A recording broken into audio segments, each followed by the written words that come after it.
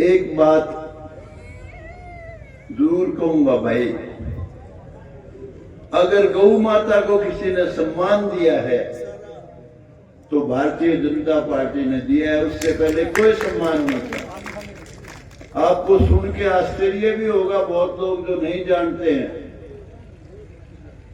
Congress party का राज जब तक रहा, किसी पार्टी का भी राज रहा, गौओं के लिए कोई दान नहीं था, एक भी पैसा सरकार की तरफ से। अब करोड़ों रुपए की हर साल बहुत बड़ी ग्रांट दी जाती है गौ माता को। गौ माता का सम्मान अगर किसी ने किया है तो भारतीय जनता पार्टी ने किया है। जब खट्टर साहब ने कमान संभाली, शुरुआत उन्होंने की, और उसके बाद नायब सैनी ने बहुत ज्यादा उनके जो ये प्रथा थी उसको बहुत आगे बढ़ाया, काफी राशि बढ़ाई। जो पहले जितनी खट्टर साहब कर गए थे उसके बाद हर साल बढ़ाते ही रहे। तो भाई मैं भारतीय जनता पार्टी का भी, इस सरकार का भी, और खट्टर सरकार जिन्होंने ये शुरुआत की थी उनका भी बहुत दिल से धन्यवाद करता हूं। मैं ये मानता हूं, हमारी 4 माताएं हैं जो मैं मानता हूं।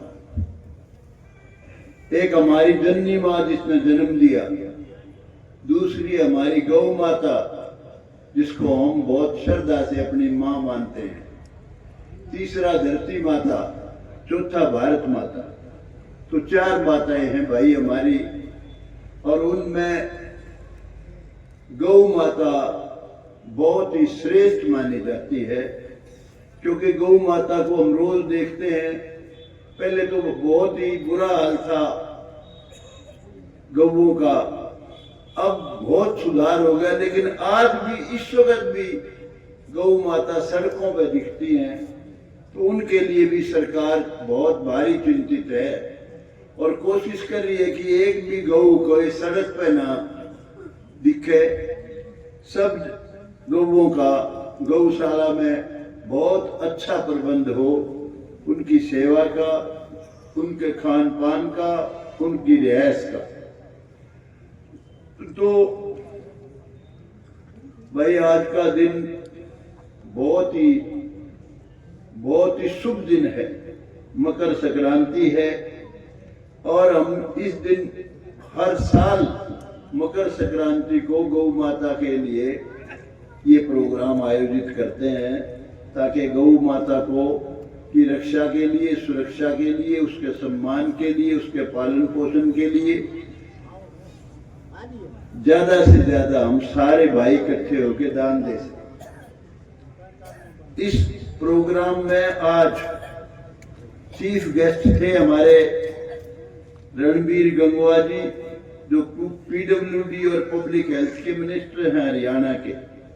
उन्होंने आना था, लेकिन मुझे कहने लगे कि गौतम साहब मैं किसी बहुत जरूरी घरेलू काम की वजह से आ नहीं पाऊंगा, और मेरी तरफ से 11 लाख रुपए आप घोषणा कर देना, मैं 11 लाख रुपए भिजवाऊंगा। तो रणबीर गंगवा जी का भाई धन्यवाद करता हूं।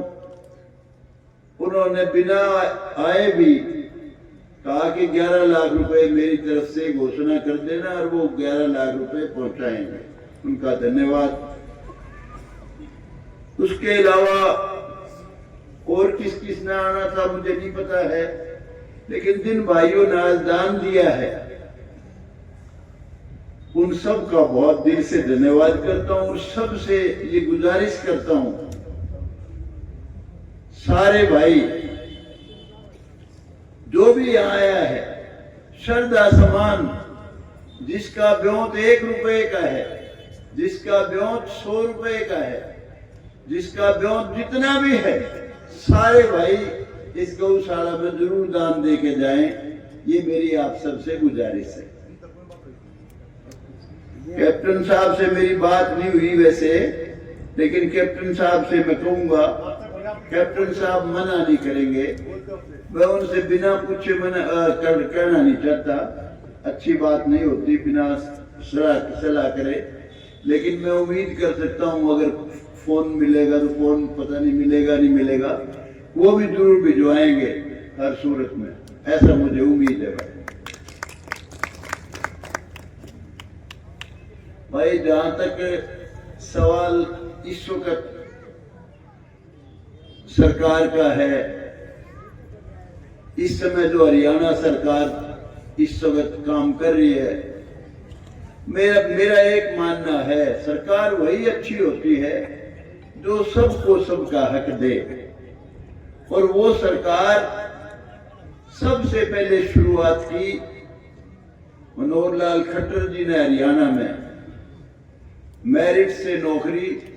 जिन गरीबों के बच्चे सोच नहीं सकते थे सिपाही भर्ती होंगे तो किस तरीके से होंगे, क्या जुगाड़ लगेगा, क्या सिफारिश तो मिलेगी, सिफारिश नहीं मिलेगी तो क्या जुगाड़ करे ताकि लड़का सिपाही भर्ती हो जाए, उनके बच्चे खट्टर साहब के राज में डीएसपी रैंक पे, एचसीएस रैंक के, इंस्पेक्टर रैंक के गरीब घरों के बच्चे। मैं कुदरती, मेरा एक अजीज है सत्यवान रोयला, वो उसकी ससुराल में चला गया पानीपत, तो वहां वो मुझे कहने लगे कि गौतम साहब जब से ये बीजेपी की सरकार आई है हमारे जी 6 बच्चे लगे खट्टर साहब के राज में, 6। उससे पहले कहता है जी हमारा एक भी नहीं लगा। ये सारा मेरिट का कमाल था, क्योंकि मैं जो बच्चा पढ़ेगा, उससे पहले क्या हाल था, उससे पहले ये हाल था, हम यूं सोचा करते भाई डिग्री तो कहीं न कहीं से थे, सिफारिश या पैसे से जुगाड़ बना लेंगे नौकरी का। कोई सोचता भी नहीं था कि मुफ्त में बच्चे, पढ़े लिखे बच्चे लगेंगे। और हालात ये थे, सारे बच्चे अड़बाद में हंडा करते, बसों में किलकी मारते फिरा करते। खट्टर साहब ने पहली बार सारे बच्चे कोचिंग सेंटरों में भेज दिए। गरीब से गरीब आदमी, चाहे उसने आधा किला था, वो गिरवी धरना पड़ा, किसी से कुछ पैसे उधारे लेने पड़े, सब ने अपने बच्चे कोचिंग सेंटरों में दाखिल करा दिए। उसका रिजल्ट ये है आज अनेक गरीब घरों के बच्चे बड़ी बड़ी पोस्टों पर लगे। और भाई जब से फिर नायब सरकार ने, नायब सैनी ने टेक ओवर करा, इसने उन सारी चीजों को और आगे बढ़ाया है। एमएलए को भी जो सम्मान दिया है पहली बार खट्टर साहब ने दिया, उसके बाद उनका सम्मान बढ़ाया नायब सैनी ने। और भाई एक बहुत बड़ी बात जो की है, जो मेरी सोच है, मेरी सोच ये है कि भाई राजा का धर्म है सारी प्रजा को अपनी संतान समझे और भेदभाव ना करे अपनी संतान में, सबको सबका हक दे। तो नायब सैनी की सरकार भाई सबको सबका हक दे रही है। देखो विरोधी लोग विरोध करते हैं, उनका फर्ज भी है। एक बार हमारे कादयान साहब कहने लगे भाई तू कितना ही अच्छा कर ले, देख हमारा काम है विरोध करना। तो कोई विरोध के लिए विरोध करते हैं अपोजिशन वाले, लेकिन विरोध की गुंजाइश नहीं है। बहुत बढ़िया काम कर रही है सरकार। और जहां तक मोदी सरकार की बात है भाई, पहली बार हिंदुस्तान में अपने बलबूते पे बीजेपी की सरकार बनी, जिसमें नरेंद्र मोदी इस देश के प्राइम मिनिस्टर बने। और उसके बाद जो सोच नहीं सकता था कोई, 370 धारा तोड़ना, राम मंदिर का निर्माण, हमारी मुस्लिम बहन बेटियों के लिए 3 तलाक खत्म करना कानून बना के, और हमारी महिलाओं के लिए, बहन बेटियों के लिए 1/2 रिजर्वेशन एमएलए और एमपी में, दोनों में बहुत सम्मान दिया पहली बार। मुझे याद है पहले इस सरकार बीजेपी के आने से पहले, मोदी साहब से पहले, हमारी बहन बेटियां रात को लेटरिन जाया करती, रात को सोच के लिए निकलती थी, अंधेरे में, मुंह अंधेरे में, या सवेरे सवेरे जाया करती। हर घर में लेटरिन बना दी। तो इस सरकार ने बहुत अच्छा काम किया है। पहली बार मोदी सरकार ने, मोदी साहब ने, इस सरकार ने ये एहसास कराया भाई ये पाकिस्तान नहीं हिंदुस्तान है। यो इससे पहले पता ही नहीं था यो हिंदुस्तान है पाकिस्तान है। तो भाई हम सब का धर्म बनता है ऐसी सरकार जिसने पहली बार बहुत अच्छे काम किए हैं, सबको सबका हक देने वाली सरकार, मेरिट की सरकार, और ऊपर सबसे बढ़िया अपने देश की सरकार, हिंदुस्तान की सरकार। भाई बीजेपी का कम से कम एक बात और ध्यान रखना, उन्हें नारा लगा रखा है कि 2047 में हम विकसित भारत बनाएंगे। विकसित भारत वो भाई जब ही बनेगा जब आप बीजेपी को वोट दे दोगे, ऊपर सेंटर में मोदी की सरकार, बीजेपी की सरकार कायम रखोगे। कोई भाई विरोध के लिए विरोध मत करना मेरे भाइयों। कई भाइयों कहते थे पिछले इलेक्शन में, बोला जी संविधान खतरे में है, मुबारक हुई तो बता तेरा संविधान कुकर खतरे में है। मारे वो भाई मेरा ड्राइवर था, मैंने लगवाया था, मेरा अजीज है अमरदीन, कोई मिला जी बीजेपी में आख्या था अच्छी लगती, मुखा क्यों भाई, नुबला जी बस ये हमने देख के राजी कुमार 30 के राज में तेरे कितने बच्चे लग गए, नुबला जी 5 रिश्तेदार हमारे, मगर फिर भी नहीं अच्छी लगती तेरे। अरे भले आदमी, ये भाई कई संविधान की दुआई दिया कर दे, ज्यादा से ज्यादा बच्चे इनके लगे। तो भाई इसलिए इससे प्यार करो, अच्छी सरकार है और गौ माता की भी सेवा और सुरक्षा यही सरकार करेगी और कोई नहीं करेगा। और ये भाई जो हमारे भजनी है, भजन पार्टी, इनको सबको भाई मेरी तरफ से 1100 रुपए देता हूं। और जहां तक इस गौशाला की बात है, मैं इस वक्त एमएलए सफीदों का हूं भाई, कोई भी ग्रांट में यहाँ दे नहीं सकता, लेकिन क्योंकि मेरा गांव है, मेरी जन्मभूमि है, गांव वाले जूत मारेंगे तो भी भाई मेरे को बाजे तो सरेगा नहीं। मैंने तो यही रहना है, यही पैदा हुआ और यही मरूंगा भाई, इसलिए तुम कुछ भी करोगे सारे साथ रहूंगा जब तक जीऊंगा। तो मैंने पहले घोषणा की थी कि भाई जब तक मैं एमएलए हूं 1 लाख रुपया तो कम से कम जरूर दूंगा सालाना। पिछली बार 3,51,000 रुपए दिए थे। और भाई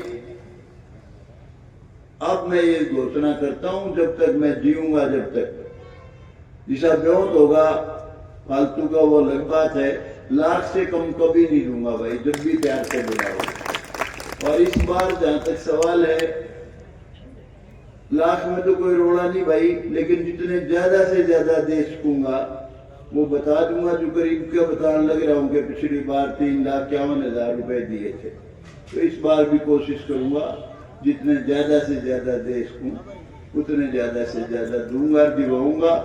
और एक बात जरूर कहूंगा, इन भाइयों का इसने जिक्र किया जो गौशाला बना रखी थी सड़क पे, इसने संदीप ने, नेपाली ने, राम अवतार जी ने, तो मैंने इनको कहा, हमका भाई क्यों गंद खिला रखा है, इन गौआ ने अच्छी बढ़िया जगह भेज दो गौशाला में।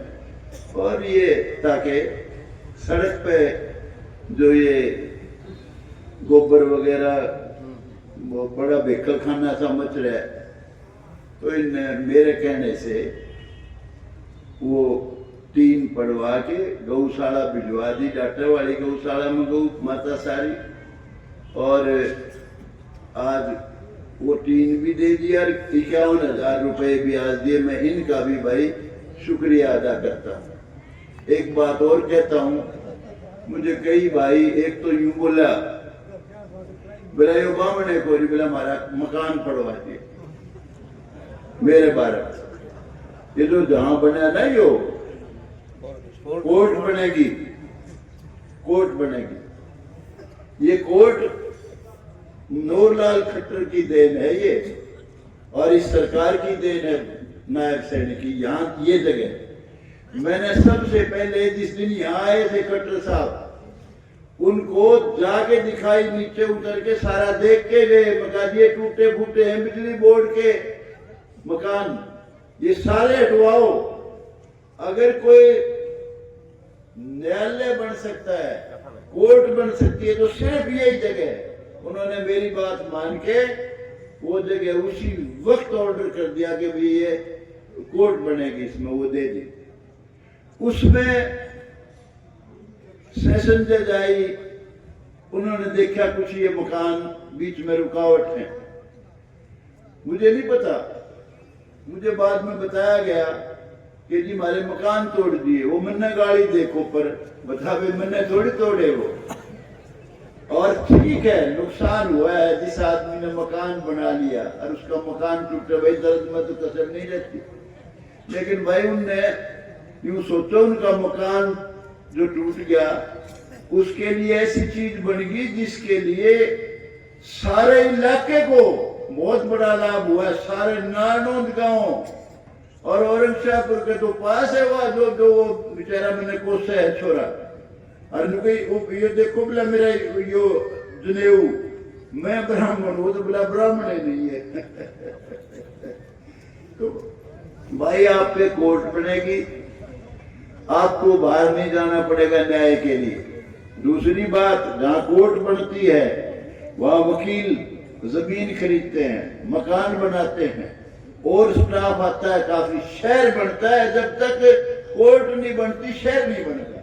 अब आपका गांव शहर बनेगा और किराए के लिए किराएदार आएंगे। आपके लिए जो भाई बिजनेस करते हैं, छोटा मोटा काम करते हैं, उनको भी लाभ होगा। तो इसलिए उनको स्वागत करना चाहिए सबको हमारे को कि आपकी ये कोर्ट बनेगी। और कोर्ट के अलावा आपकी जो सड़क बनी थी, आप जानते हो, छोटी उम्र के भाई नहीं जानते, शुरू में इस गांव में क्योंकि ताकत मिली सबसे पहले चौधरी वीरेंद्र सिंह को, सबसे ताकतवर आदमी चौधरी वीरेंद्र सिंह थे, 4 बार बने अपने गांव के थे। उन्होंने यहां बनाई तहसील, तहसील उनकी देन है। तहसील बनी, लेकिन भाई तहसील थी लांडी बुच्ची, बिल्डिंग नहीं थी। मैंने खट्टर उनसे हुड्डा साहब से कहा, हमें तहसील तो बन गई ना, तो उरे खजाना, पहले दिन तो हंसी जाओ, अगले दिन रजिस्ट्री हो और किराए पे मुखा तहसील चल रही है। जुल्म में तो कोई कसर नहीं। वो कहने गांव में है ही नहीं जमीन आपके। मैंने बताई भाई ये पड़ाव में जमीन रही, इसमें तो ये तो तालाब है। मखा यार तालाब तो कहीं उत्तर ने बेईमानन बना दिए हो। मखा भाई इसको बनाओ, या तहसील बनवाई और सब डिवीजन बनाया यहाँ कैप्टन अभिमन्यु ने। मैंने तो एक कॉलेज बनवाया था हुड्डा साहब से, उसने 3 कॉलेज बनाए, 3 ITI बनाई। तो पावरफुल आदमी था वो। मैं तो, मेरे पास तो कोई पावर नहीं थी, मैं तो विरोध का MLA था। लेकिन मैंने कह के खजाना भी यहाँ बनवाया, तहसील बनवाई, और अब भाई भगवान की दया से आपके कोर्ट भी बन गई। तो ये बहुत ही आप इस गांव के लिए सुख हुआ है। तो इसके लिए मैं सरकार का धन्यवाद करता हूं। और भाई धन्यवाद करता हूं मैं, बहुत बड़ा रोल है हमारे पेटवाड़ के भाई सूर्यकांत, जो इस वक्त हिंदुस्तान के चीफ जस्टिस बन गए। हमारे सब के लिए बहुत गौरव की बात है, बहुत बड़ा दिन है ये। उनकी वजह से ये अब कोर्ट का शिलान्यास हुआ है। आज जो कोर्ट नारनौंद में बन रही है या बरवाड़ा में बन रही है, उसका सारा श्रेय, सारा रोल सूर्यकांत का है। तो उसके लिए भाई भी हम सब दिल से उसका भी धन्यवाद करते हैं, उस भगवान का भी धन्यवाद करते हैं जिसने सूर्यकांत को, हम तो सोच नहीं सकते थे कि हमारा कोई हाई कोर्ट का जज भी लगेगा, वो chief justice of India supreme court का। तो उसका श्रेय है जो आज ये कोर्ट का शिलान्यास भी करके गए, वो चालू भी करके गए। तो आप सब ने मेरी बात बहुत ध्यान से सुनी, मेरा स्वागत किया, सम्मान दिया मुझे। आप सबका बहुत बहुत धन्यवाद। जय हिंद। एक बार जोर से बोलो जय हिंद। भारत माता की जय नहीं बोलता मैं, जय हिंद बोलता हूँ। जय हिंद। करंट नहीं है, इस तरह से बैठे थे उनकी माँ मर गई हो अरे करंट से बोलो यार, अपने देश की जन नहीं बोल सकते। जय